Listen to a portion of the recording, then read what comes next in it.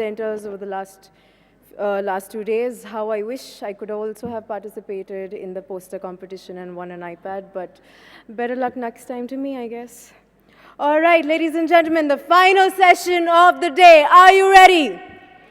Are you ready? Is it Sunday? There are still some people who are confused, I see. All right then, ladies and gentlemen, it is now time for our closing keynote session entitled Be Resilient and Brilliant with Smita Tharoor. Woo! Yeah, come on. Smita Tharoor wears two hats. She is the CEO of M&A Genome, an organization that offers a unique artificial intelligence platform that helps give you a single entropy score for your company's culture. She is also the founder of Tharoor Associates, a training, coaching, and organizational development company that understands the importance of stories, both personal and corporate, and their role in defining an organization's identity and practices. Smita is a motivational keynote speaker and trainer, whether it's speaking to 50 women at a gender conference in Philadelphia or Penang, or to a group of banking professionals in Bombay. Smita is empowering and inspiring. She connects with the audience on a personal level, and people remember the talk long after it was given. Her experience working in the UK, India, Europe, Asia, and the USA gives her a unique advantage in understanding the expectations and needs of different cultures. In this interactive and practical keynote, Smita will investigate individual bias and cultural prejudice that impact women in their working and personal relationships. She will explore an understanding of our unconscious bias and emotional resilience and suggest personal strategies to enhance and empower ourselves in the workplace. Now, I had the opportunity to interact with her last night, and she was of the belief that long introductions can get slightly boring, and we don't know how the audience reacts. But I said, that's not how we work at SWE. That's really not how we work at SWE. We're a happy, loud crowd who believe in cheering, who love our speakers, and it's time to prove it to her. So ladies and gentlemen, please put your hands together and welcome Ms. Smita Tharoor up on stage.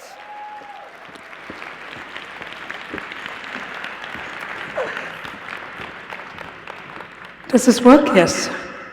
Hi, everybody. Voice is echoing. Can you hear me? You can.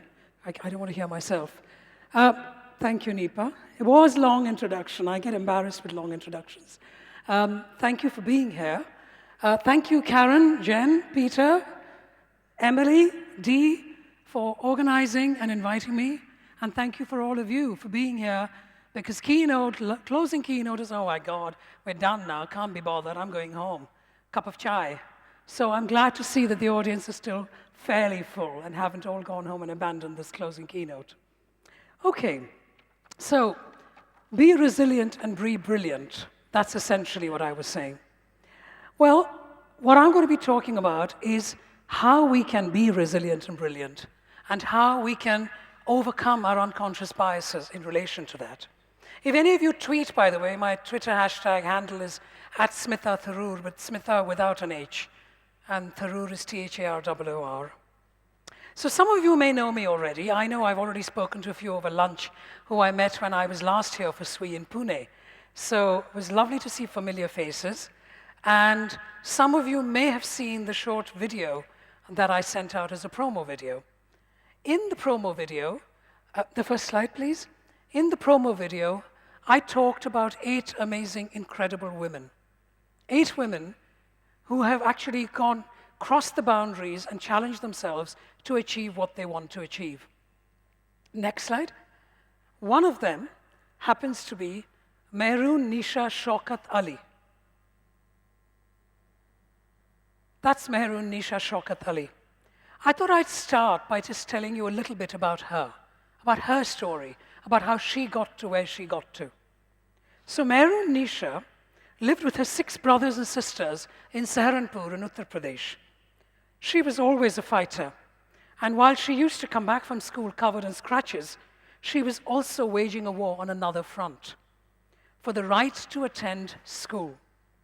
Her mother was her ally, encouraging her and her sisters to study. Her father didn't want her to go to school at all.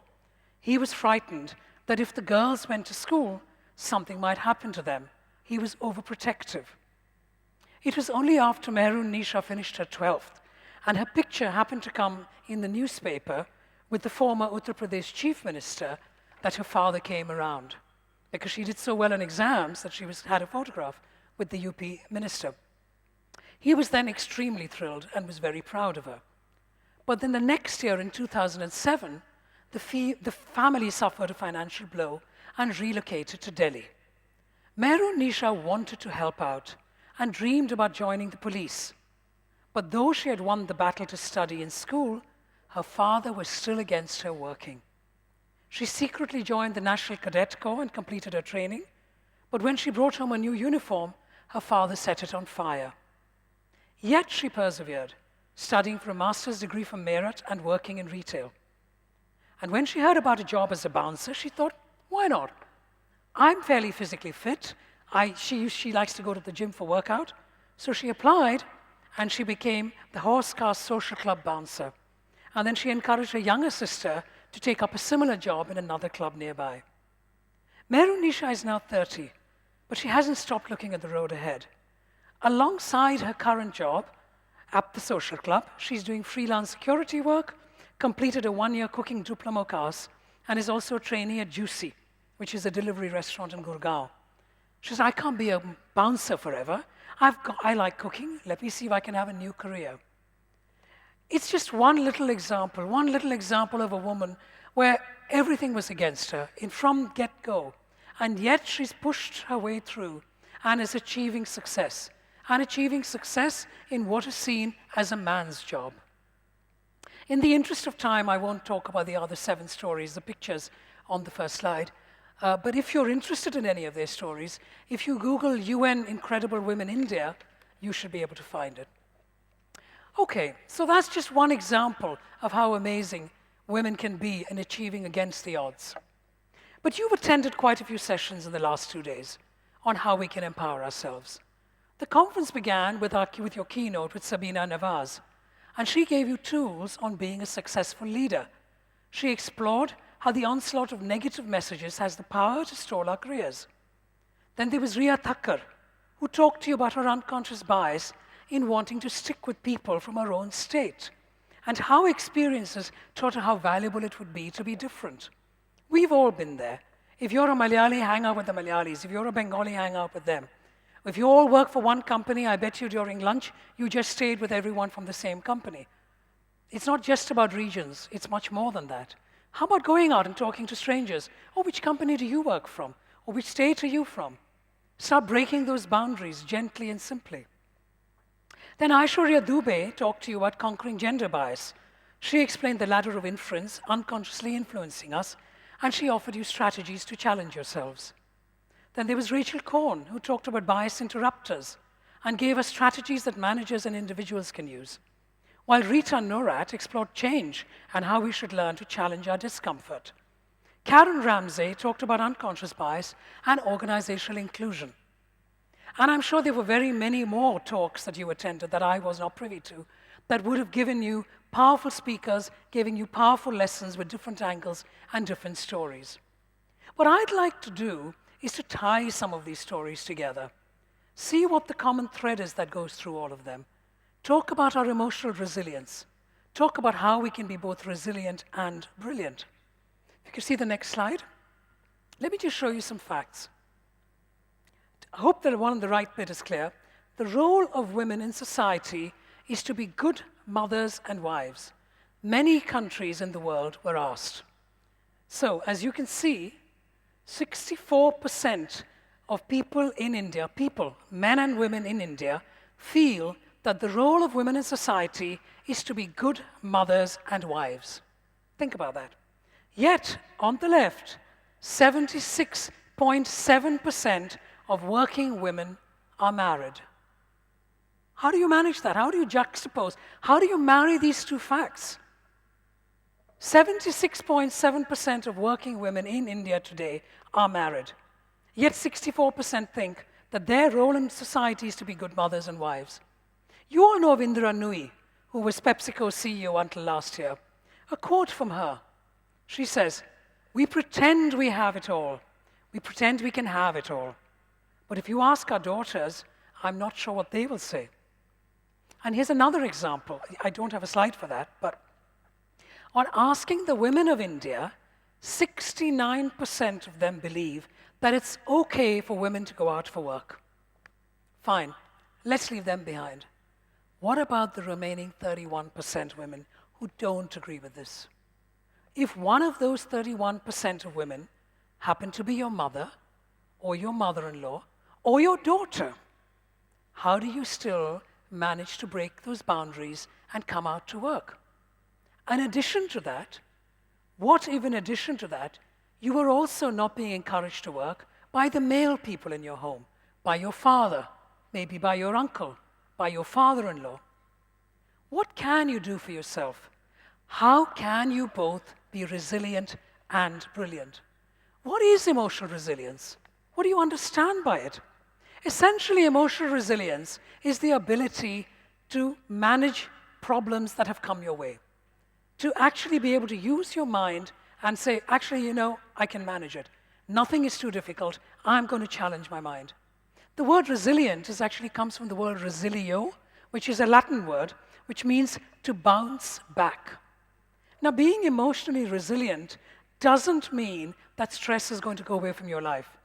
Sorry, can't do that for you. Stress will be there no matter what.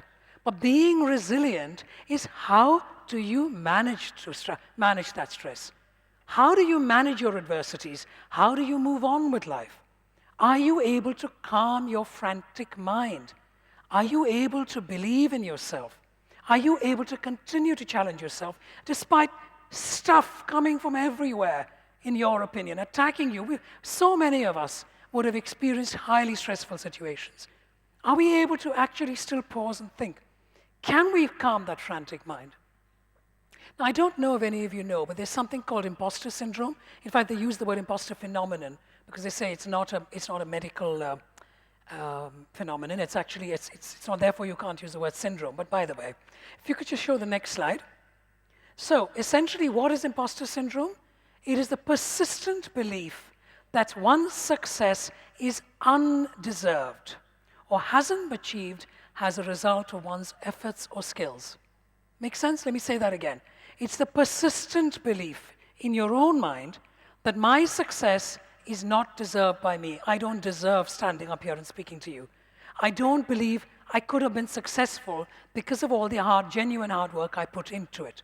That essentially is imposter syndrome, in a nutshell. Men and women have it, but the majority of people who have these beliefs are women. So some research was done in postgraduate universities, and this is what I got. In this postgraduate university, 75 women in the study, 8% said they felt intense emotions of imposter syndrome. 44% said it was frequent. Now, what can we do about it? I mean, this is what's going on in your mind.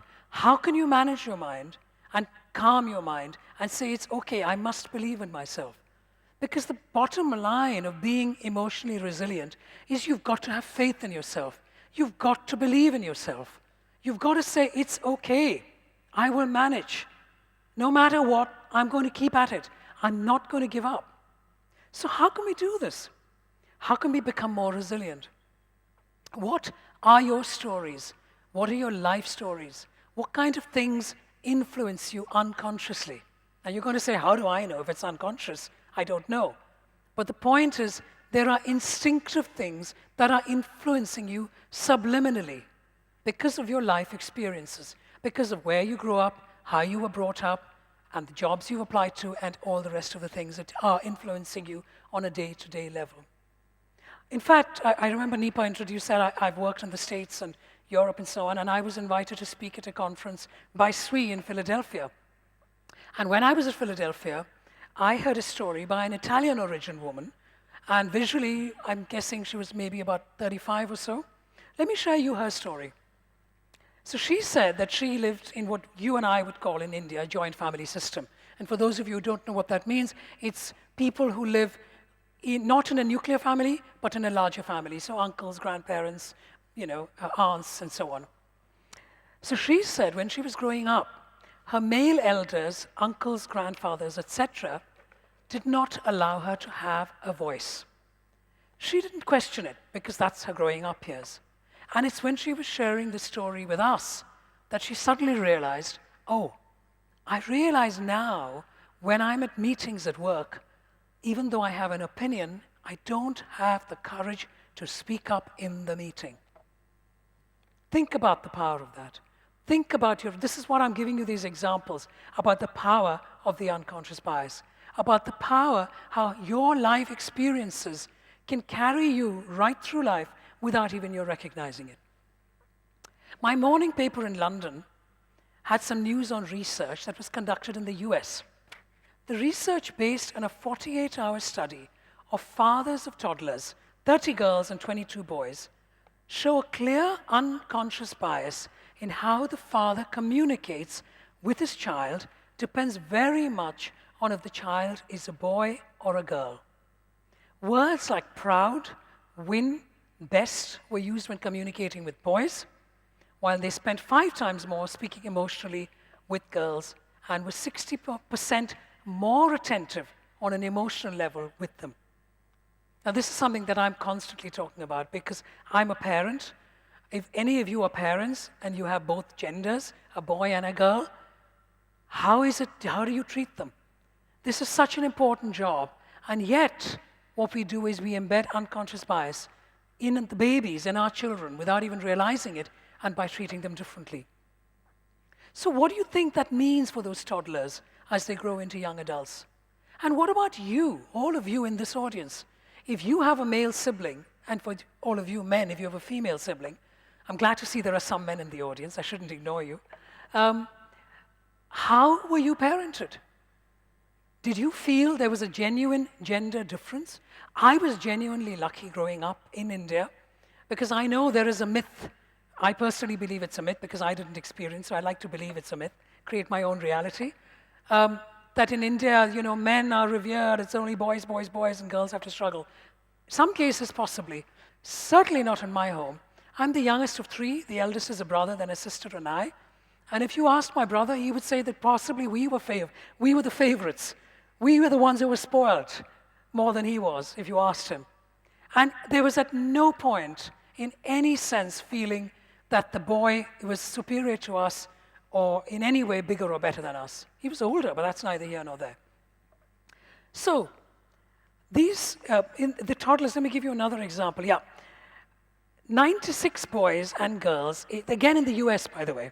So this is happening in the US. Think about what's happening in India. Put it into context.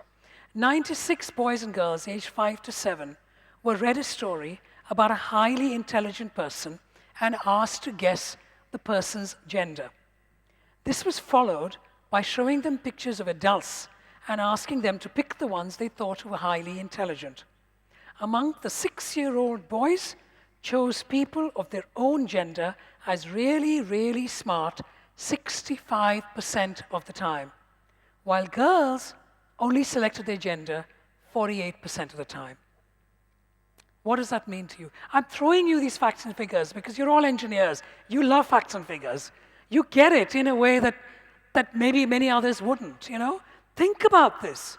Think about the fact, and you think USA, modern, first world country, we're still developing. I know we're a booming economy, but perhaps we haven't quite got there yet. But if that's happening in the US, then what's happening in India? How are you going to overcome these conversations? What about the toys that you might have had when you were growing up? Or if your parents, the toys that you might have given to children? Now, I do know, because you're engineers, that if your daughter comes to you and says, when I grow up, I want to be a car mechanic, that's no problem, because you already understand engineering. But what about if your son says to you, when I grow up, I want to be a makeup artist? Do you have a problem with that? Ask yourself, you don't have to answer, but you've got to, when we're managing to challenge our unconscious bias, we can't just say, oh, power for women, and we'll empower ourselves. It's about all aspects of it. I remember my sons, I have 3 sons, and I remember when my eldest son was a toddler, his favorite color was a pink, cerise pink, like that dupatta there that lady is wearing in the front, Anita. That color pink, he absolutely loved it. That was his favorite color. So it was winter, I live in London, as you know, and I bought him his first pair of gloves, and it was that color pink. And he was thrilled. And he wore those gloves for many years, because they're these stretchable gloves.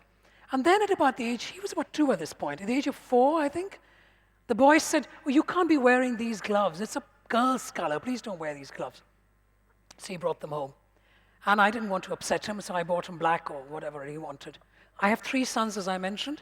Well, I made sure all 3 sons, this wasn't their favorite color, but I didn't care. All 3 sons wore the pink gloves to school. Why was I doing that? Because, and the funny thing is, I don't know if people have gloves. Bangalore probably don't need gloves. But for those of us who own gloves, I can guarantee you, over a 25-year period, I have lost hundreds of thousands of gloves, singles. But guess what? That pair of pink gloves I have still got. Why do I have it? It is there to challenge me. It is there as a wonderful reminder to keep constantly challenging our biases, to believe that it's important to question these things. So keep having them. Have any of you heard of the writer, the African writer, African-American now, Chimamanda Ngozi Adichie?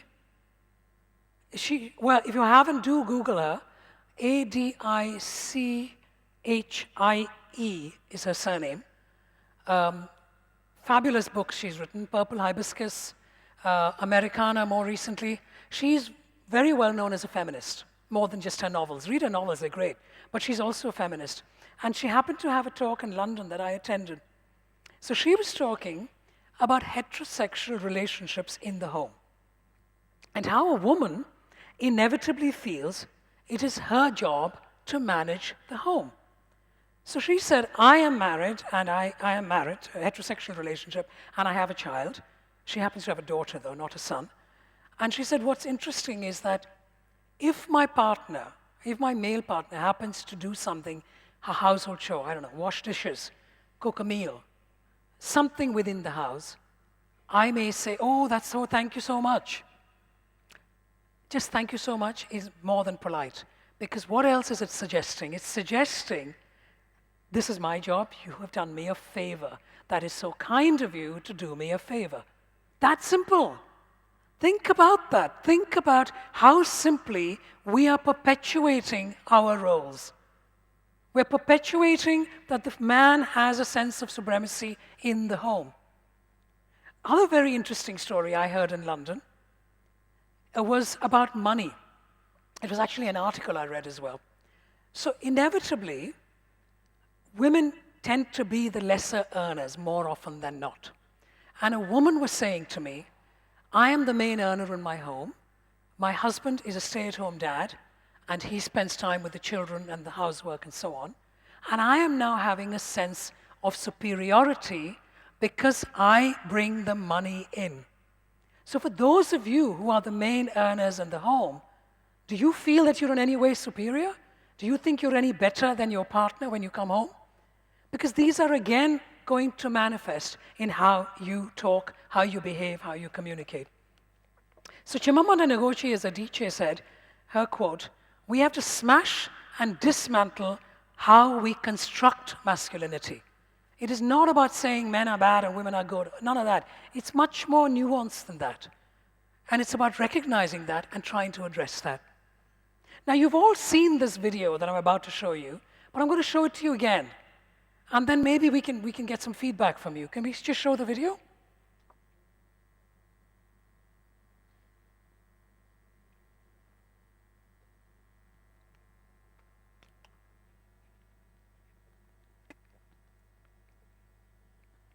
मैं पूरन पोली बना रही हूँ तेरे भाई की favourite तेरे room की क्या हालत बना रखी है इसने ना बस पूछ मत हाँ तो तू बता रही हो सुबह सुबह कैसे फोन किया ऑफिस नहीं गई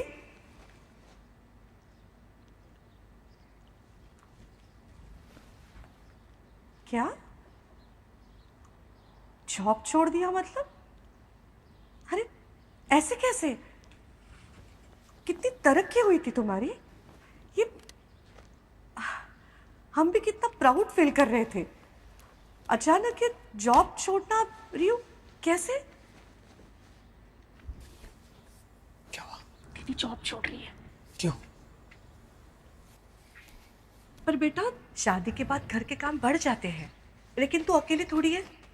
आकाश भी तो है तुम्हारे साथ, वो घर के काम में तुम्हारी हेल्प कर सकता है ना?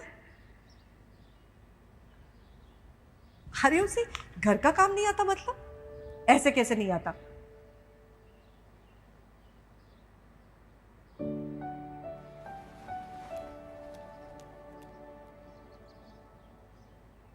नहीं आता होगा।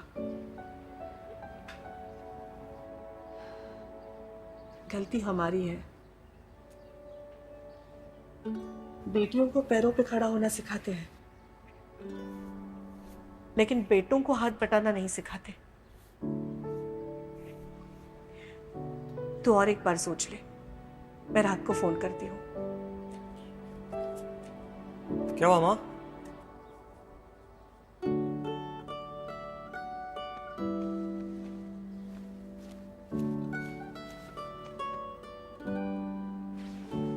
क्या हुआ मॉम?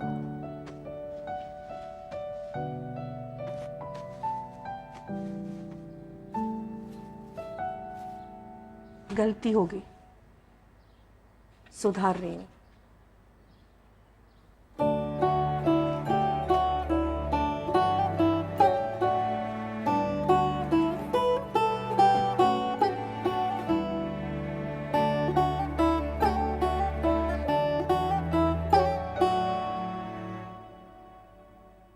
Okay, thank you.